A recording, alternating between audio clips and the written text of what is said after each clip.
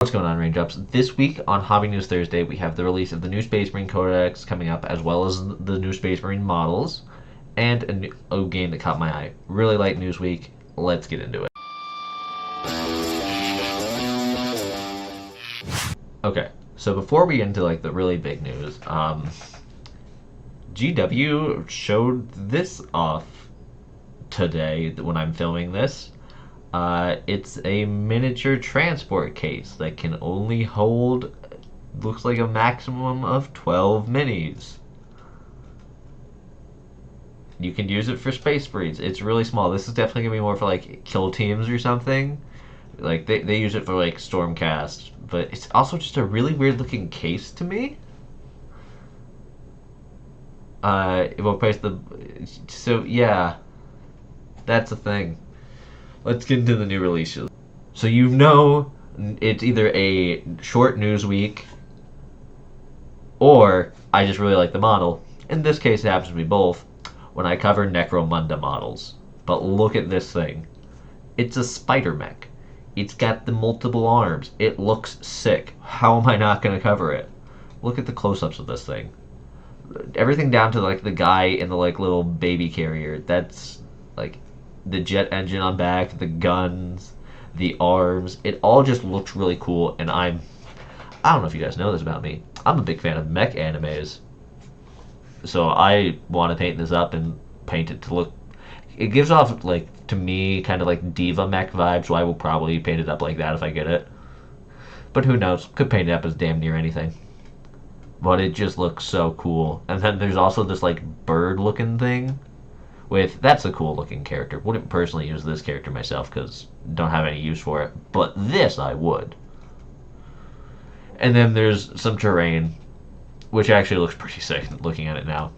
This one kind of reminds me of a treehouse, but in a wasteland treehouse. Actually, that's kind of the whole vibe of this. Wasteland treehouse. I dig it. Next up, we have the big news for GW this week. Let's get into it. So the big news for this week is, of course, going to be the Space Marine Codex. It's going on pre-order on the weekend. It might also on Friday. It's going on pre-order, which is the weekend. You can either get this version, the boring version, or the really cool-looking version, whatever is your fancy. Of course, there will also be new models releasing, such as the Captain with Jump Pack, the Chaplain and Terminator armor, the Company Heroes, the Terminator Squad, the Jump Pack Intercessors, the Stern Guard Veteran Squad, and, of course, the multi-part Lieutenant Kit that I think we saw way back. But the one I'm most excited for is this. The Brutalis Dreadnought finally coming on single order. I want it. The melee Dreadnought works really well for this Dreadnought body kit. I don't think the range one looks as good, and I just finished that on stream if you guys saw that. But it still looks good. But that being said, look at this thing. It looks menacing. Just, I want one.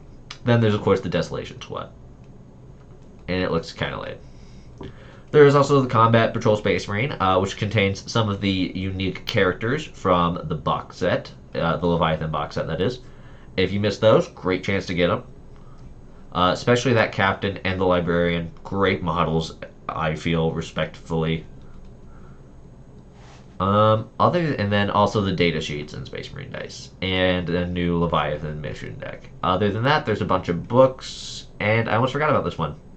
Good thing I scrolled down a little. And the other one that I really want to get. The Legion Praetor that I covered in last week's news video. It looks absolutely sick. And the heads. The heads look pretty good. I'm more a fan of the model, though. And that is it for models. Just a bunch of books other than that. But we do still have more news, because we still got Hero Forge and that new game to look at. Wonder what that's about. For this week's Hero Forge Pro release, we have 50s hairstyles. That's right, take it back to the 1950s. I don't really know much about what was in the 50s. I just blinked. But you got a lot. You got your Textrodite hair, your side bobs, your side part bobs, and your short receding hair, along with some new decals for them. You got this one, which is I like to call it the half and half. the Streak 1, which has got some streaks on either side, and then the Ombre, which is like just kind of all over. I don't really know what to call it.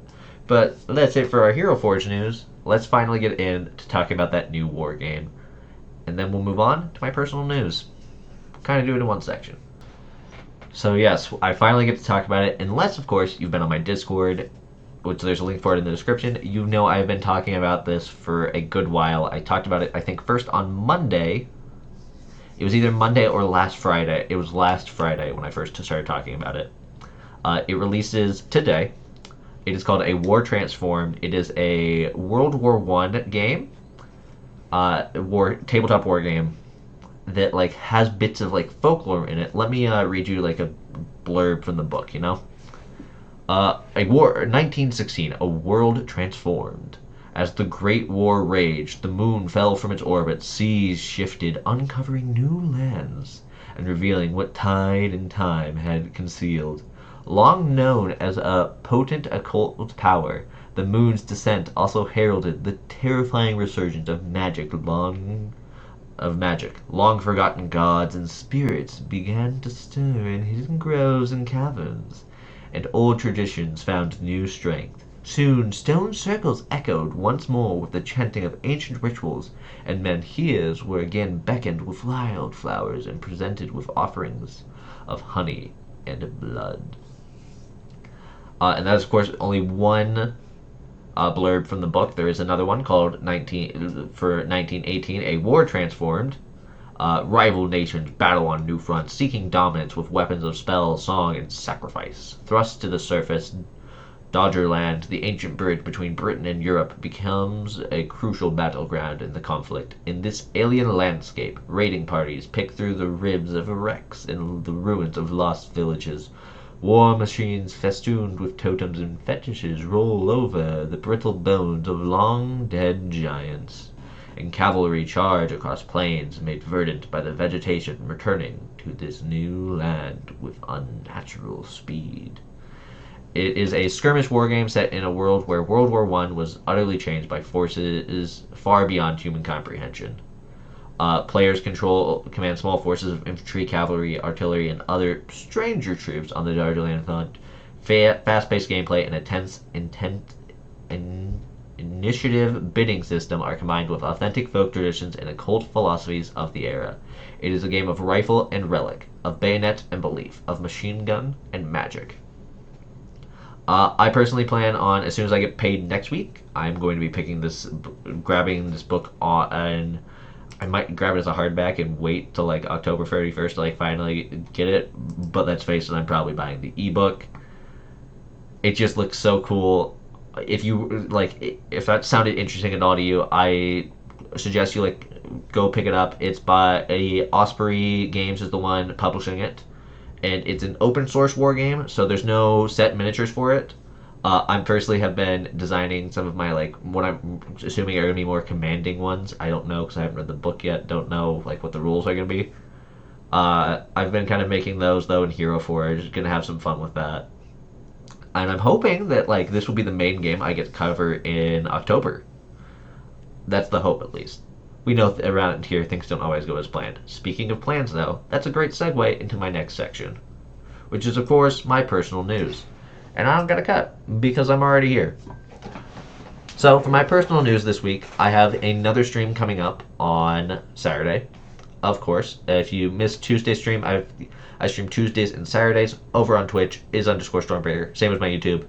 There's also a link tree down below that has all of my socials. Make sure to go follow them. Then of course, if you haven't heard, because you're not in the Discord, I will be starting a new YouTube series. It is going to be called How Do. Actually, no, I announced this last week. I'm finally got it in my tablet to work as a camera again, so I'm going to be using that, and it should be really fun. That's all I have for this week, though. I'll see you guys next week, or I'll actually see you Friday in another video, or I'll see you Saturday in a stream. Peace out. Have a good one.